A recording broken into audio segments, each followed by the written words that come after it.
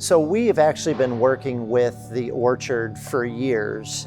We've completed a couple projects before we began to look at some solutions here at the Barrington campus. At Barrington, the biggest need when we first began to have conversations about solving some space issues was actually the front door. They had bought an existing building years ago, and the front door wasn't really designed to be a church. So we began to explore right away this idea that we would bring the front doors down to grade, that people would exit their car, walk right up to a set of front doors and in without having to traverse stairs or a ramp. And so that really began the whole process of looking at the first impression experience from the parking lot in.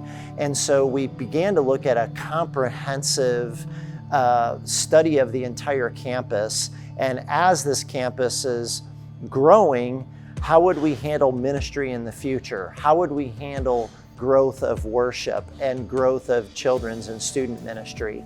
And so the lobby, the hub was actually like where to start from.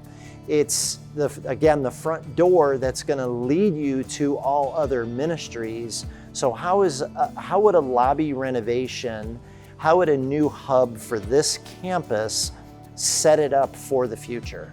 We began the conversation really with the two primary reasons people come to church is to experience God and to fellowship with others. And we know that most of that experiencing God happens inside the worship center through corporate worship, corporate prayer, opening the Word, hearing God speak to us. That's happening in the worship.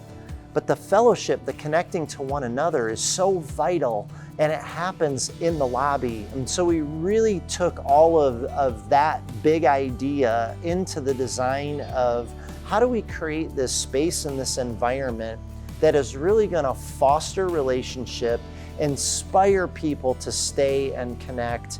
And that's just been really the thrust of what our goals were here.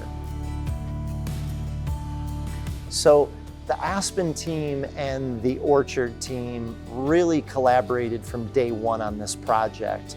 We were meeting on a regular basis, every couple of weeks coming together to look at ideas, create ideas together, and then go away for soak time to think about things, to pray over the decisions we were making. And so it was really an iterative process. It was really a collaborative process of working together. So it's really hard for me to even pick a favorite space in this lobby. I really have a couple, but to highlight one or two of them is really this space right behind me, this family room table.